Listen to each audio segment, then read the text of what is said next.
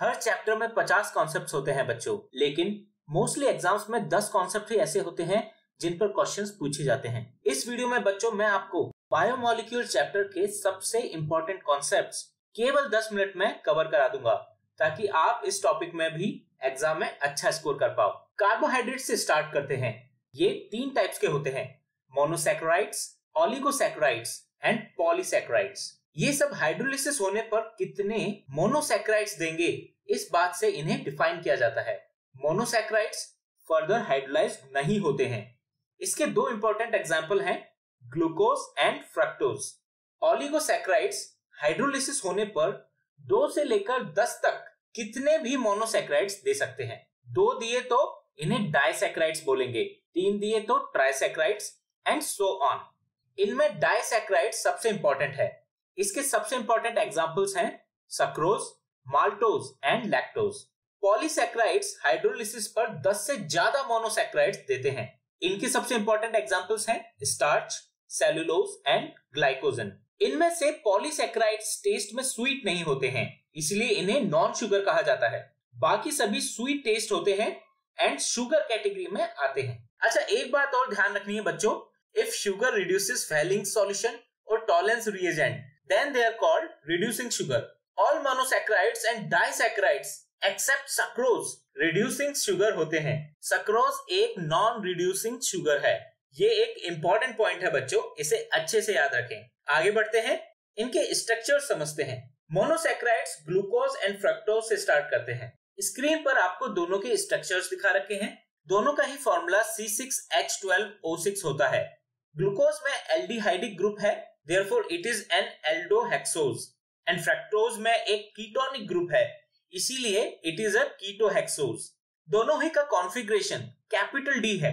Capital D के अलावा एक कॉन्फ़िगरेशन कैपिटल एल भी होता है।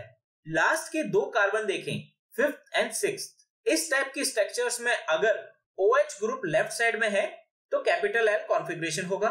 ये याद रखना बहुत आसान भी है बच्चों, क्योंकि left start with L, so capital L configuration में OH लेफ्ट में आएगा। और अगर OH ग्रुप राइट साइड में है तो कॉन्फ़िगरेशन कैपिटल डी होगा।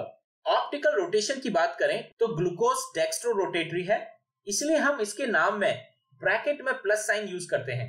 एंड फ्रक्टोज लेवो रोटेटरी होता है, इसीलिए हम इसके नाम में ब्रैकेट में माइनस साइन यूज करते हैं। दोनों की 2 साइक्लिक फॉर्म्स भी होती हैं। इनमें 5th कार्बन का OH ग्लूकोज के केस में CHO ग्रुप में ऐड होकर एक 6 मेंबर्ड रिंग बनाता है, जिसे पायरेनोज कहते हैं। वहीं फ्रक्टोज के केस में 5th कार्बन का OH CO ग्रुप में ऐड होता है और एक 5 मेंबर्ड रिंग बनाता है, जिसे फ्यूरेनोज कहते हैं। दोनों की cyclic form alpha and beta form में एग्जिस्ट करती हैं। अब बात करते हैं बच्चों डाइसैकेराइड्स की।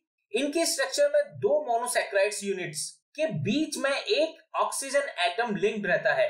इस लिंक को ग्लाइकोसिडिक लिंक कहते हैं। स्क्रीन पर बच्चों आपको सक्रोज का डायग्राम दिया गया है। ये alpha D glucose and beta D fructose के लिंकेज से बनता है। एक बात इंपॉर्टेंट ये है कि जब सक्रोज का हाइड्रोलिसिस करते हैं तब सक्रोज का डेक्स्ट्रो रोटेटरी नेचर लेवो रोटेटरी मिक्सचर में कन्वर्ट हो जाता है। ऐसे साइन चेंज प्रोडक्ट को हम इनवर्ट शुगर कहते हैं। पॉलीसैकेराइड्स में बहुत सारे मोनोसैकेराइड्स यूनिट्स ग्लाइकोसिडिक लिंकेज से जुड़े होते हैं। स्टार्च की बात करें तो ये अल्फा ग्लूकोज का पॉलीमर होता है। इसके 2 कंपोनेंट्स होते हैं, ये आप ध्यान से सुनिए बच्चों, एमिलोज एंड एमिलोपैक्टिन। स्टार्च में अराउंड 20% एमिलोज स्ट्रक्चर होता है और 80% एमिलोपैक्टिन। एमिलोज वाटर सॉल्युबल होता है और एमिलोपैक्टिन वाटर इनसॉल्युबल। स्ट्रक्चर इनका लगभग सिमिलर है, बस एक डिफरेंस होता है। एमिलोज अल्फा डी ग्लूकोज के C1 एंड C4 कार्बन पर ग्लाइकोसिडिक लिंकेज से बनता है। ये कंटिन्यूअस चेन होती है बच्चों।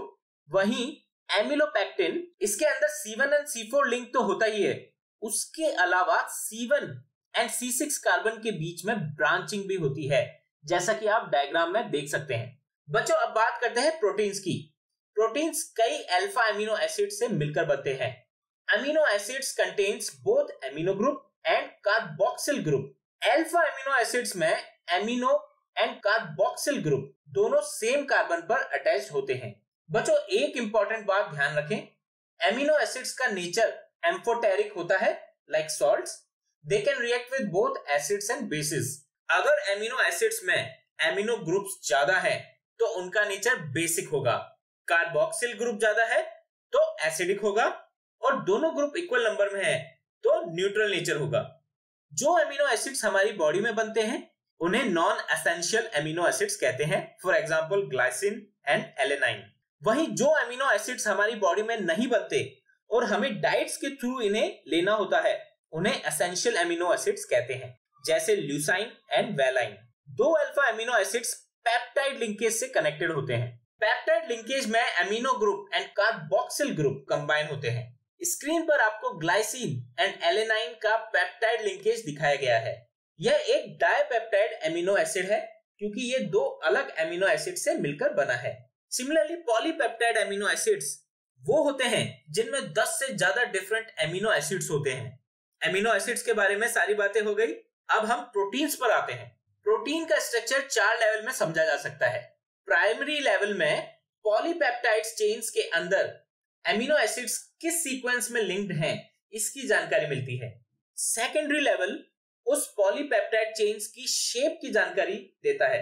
शेप्स दो तरह से हो सकती हैं बच्चों, alpha helix and beta pleated sheet. Alpha helix structure में पॉलीपेप्टाइड चेन्स ट्विस्टेड रहती हैं in the form of A helix, जैसे कि डायग्राम में दिखाया गया है। इसमें NH ग्रुप अपने एडजेसेंट CO ग्रुप के साथ हाइड्रोजन बॉन्ड से जुड़ा होता है। ये बॉन्ड्स हेलिक्स स्ट्रक्चर को स्टेबलाइज करते हैं।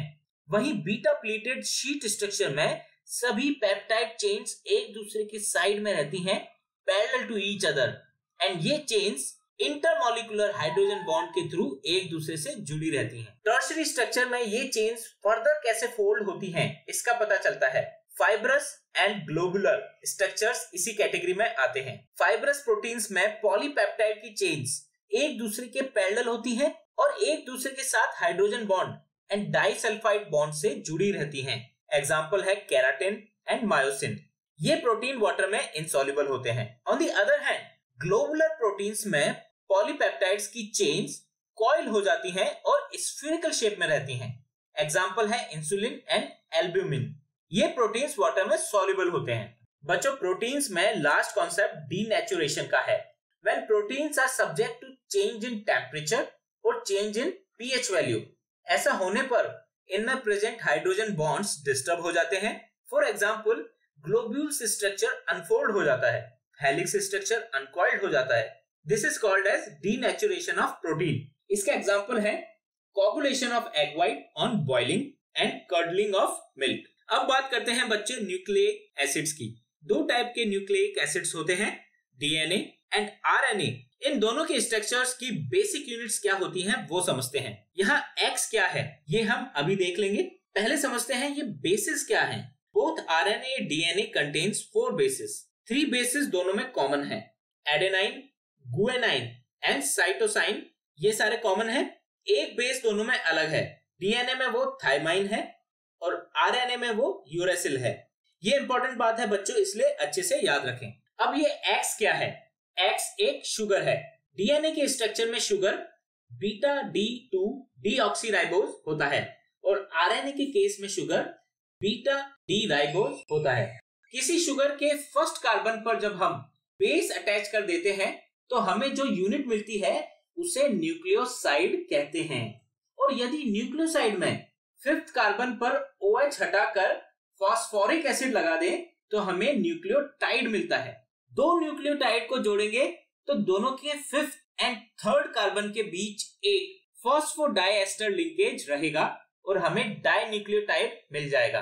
इन्हीं पॉली न्यूक्लियोटाइड चेन से बनते हैं हमारे DNA and RNA. Nucleic acid के प्राइमरी स्ट्रक्चर में इन न्यूक्लियोटाइड्स की चेन में प्रेजेंट सीक्वेंस की इंफॉर्मेशन होती है। सेकेंडरी स्ट्रक्चर में हमें हेलिक्स मिलता है। डीएनए के सेकेंडरी स्ट्रक्चर में डबल स्ट्रैंड हेलिक्स स्ट्रक्चर होता है, यानी दो nucleic acid chains helix form में एक दूसरे के साथ जुड़ी रहती हैं bye hydrogen bonds between the bases.